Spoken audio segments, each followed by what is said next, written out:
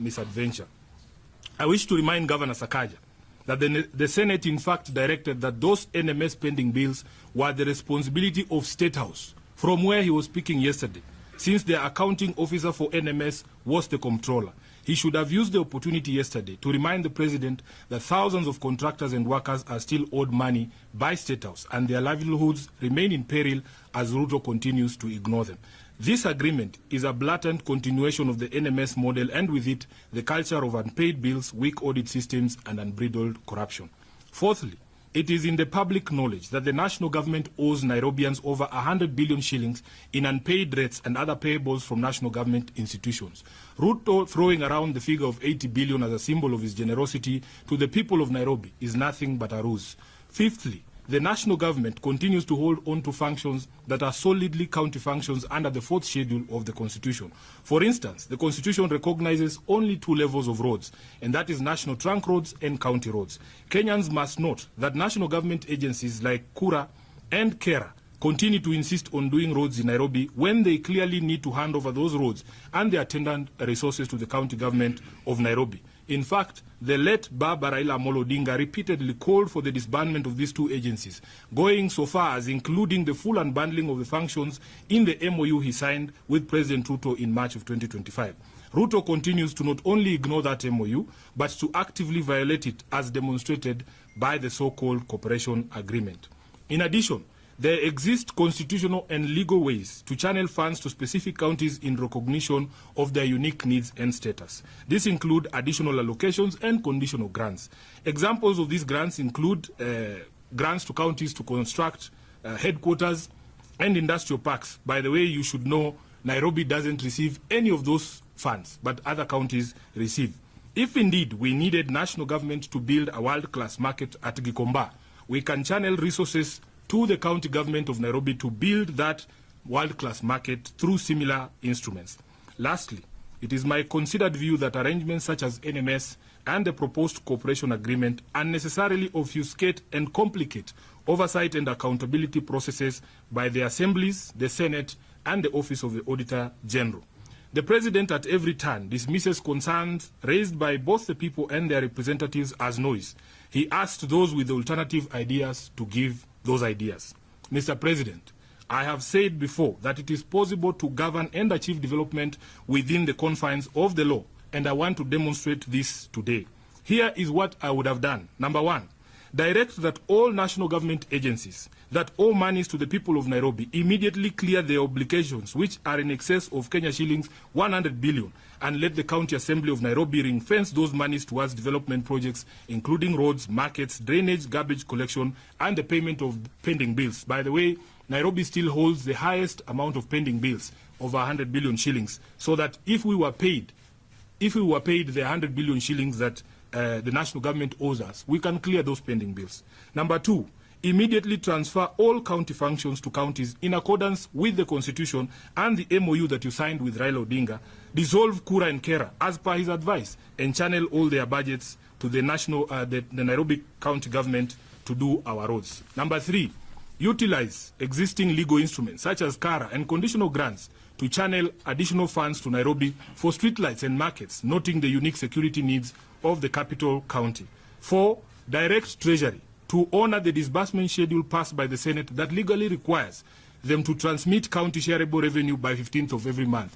You have heard us in the Senate complain of frequent delays, and the Council of Governors as well, frequent delays in disbursement of the shareable revenue, which is part of the problems, the causes of the problems in the counties. And you have heard that a state institution such as State House has already expended its entire budget 4 to 3 months before the end of the financial year. Yet, county governments are behind 3 to 4 months in terms of receipt of their allocation. So you see, Mr. President, it is possible to remain faithful to your oath of office. We want development, but only if undertaken in strict accordance with the Constitution. This is, in fact, is the very foundation of leadership. I want to take this opportunity to urge both parties, my Governor Sakaja and the President, to shelve this agreement in the public interest and maintain fidelity to the Constitution through those ways that I have suggested to them. I thank you. This is my statement. I will take questions, if any. Yes. My name is legal breaches following that particular collaboration, could we be seeing you moving to court or taking any legal action? Yes, the agreement is expressed to take effect within 14 days. Now, I have publicly called on them to explore legal and constitutional means to be able to achieve all the things that they wanted to achieve in that agreement. If it is not possible for them to consider this request by the Senate of the People, we will use all available means, legal and otherwise, to be able to enforce adherence to the Constitution, including through our Senate committees. And this matter will find itself in the floor of the Senate very soon, as you will see. You talked about the audit and oversight. Absolutely. Of the 80 billion. We saw what happened with NMS. If this cooperation or collaboration goes on, will be oversight in this area? That is the question. That is a very fantastic question, and that is what I have said in the statement here, that it actually complicates the audit process. Do we call this committee to the Public Accounts Committee? When the Auditor General goes to do her audit at the county government, and she's told, oh, some of the documents are at National Treasury, the others are sijui where, it becomes very difficult for her to do her job. And that is why we are saying, let us maintain fidelity to the Constitution. There are ways to channel monies. For instance, I've given you the example of county aggregation parks. Nairobi does not get any money for building of an aggregation park. If you ask the governor himself, he will say his priority is a market at Gikomba. Why can't we use the same instrument to give us money to do the market at Gikomba? So that is what we are saying. It actually complicates the audit process and the oversight process. Yes. My name is Omar from West TV. Yes.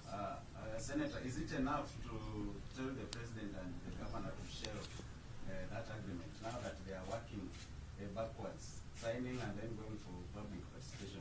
What is the likely scenario for them to happen so that we can... I don't know if you have come in late, because we have addressed the question of public participation. We have said it is, you know, to make a mockery of the public. For you to do something, then you say you're going to do public participation on it. It means that you've already made up your mind and that you're going to do an exercise that is cosmetic. Number two, they have said the agreement takes force in within 14 days from yesterday.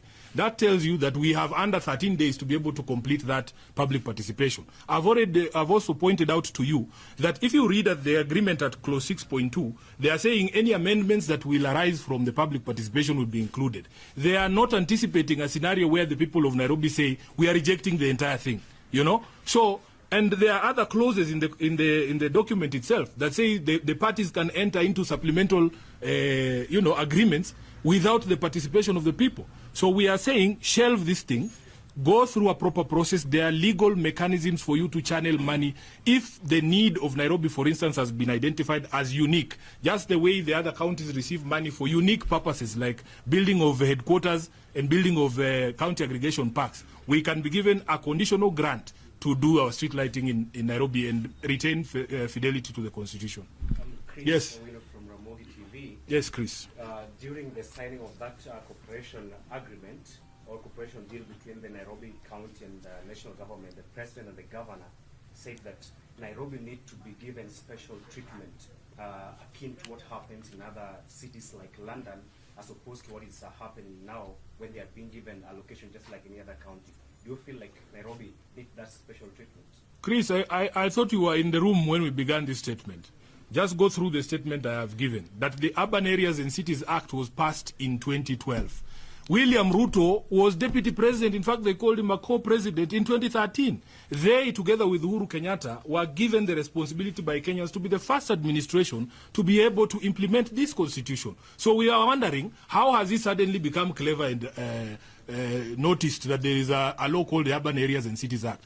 It requires that you give Nairobi support, yes. But we are saying there are constitutional means for you to channel this support, as I've given you the examples of the conditional grants and the additional allocation. What is not clear about that? Do you think it was a mistake to have Nairobi as a county? No, it's not a mistake to have Nairobi as a county. The people of Nairobi are Kenyans like all the other people.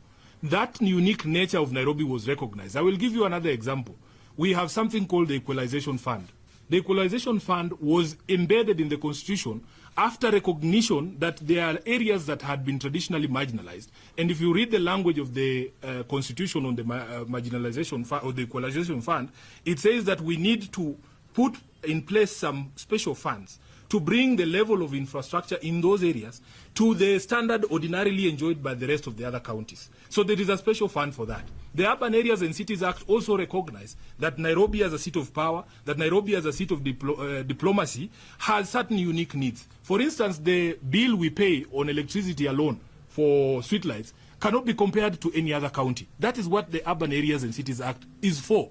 But you do not enter into such agreements to circumvent the Constitution. This is a power grab through the back door. There are legal instruments for you to be able to advance that support, recognizing that Nairobi is unique. So if, say, Bungoma needs a county aggregation park, and they don't need streetlights as much as we do, give them money through the conditional allocation and the additional allocation for their industrial park, and give us ours for streetlights. Do you see any, are there any similar cooperation agreements with any other counties? There are none. And also the president must tell us, Nairobi is not the only city in Kenya. There are 3 more other cities there. As recently as last year, we gave a charter to Eldoret. So will there be similar agreements with those other cities? Or what is so special that he has seen here in Nairobi? Yeah, Senator, I'm Julius from the staff. I have one question. I heard the governor yesterday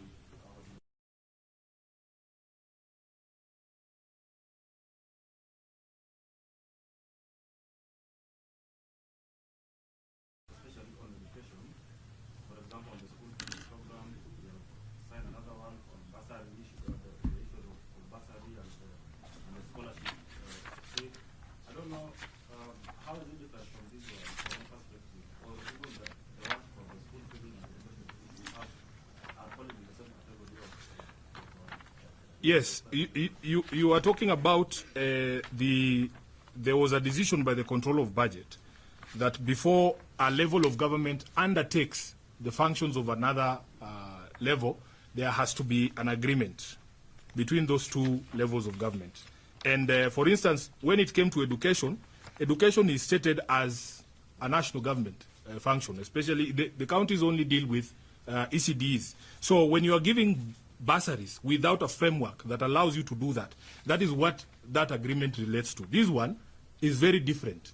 This one is very different because they are not saying that they are going to undertake national government functions or that they are going to undertake county government functions. That's not what they are saying. In fact, they were very clear yesterday that it has nothing to do with transfer of functions. But it is actually transfer of functions hidden as an untransfer of functions.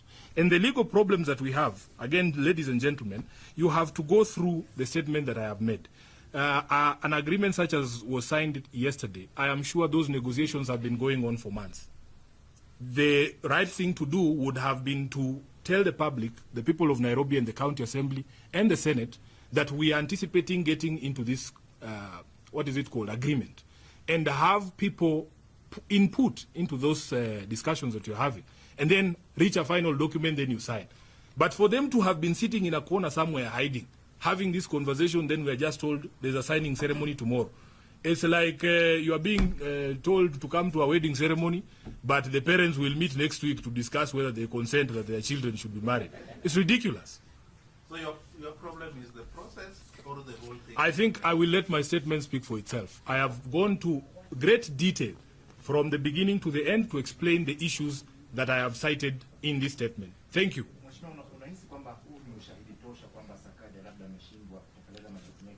Kwanza hauhitaji ushahidi wote kwa sababu jana rais mwenyewe alisema kwamba kaunti ya Nairobi imefeli katika kazi zake. So muulize rais. Rais ametembea jijini, ameona kuna takataka kila mahali, ameona kuna shida kila mahali, amesema jiji hili linaendeshwa vibaya. Maneno ya rais mwenyewe. Na mlikuweko na yeye huko na State House jana. Sijui mbona ukumuuliza. Nashukuru sana. Wacha tukomee hapo tafadhali.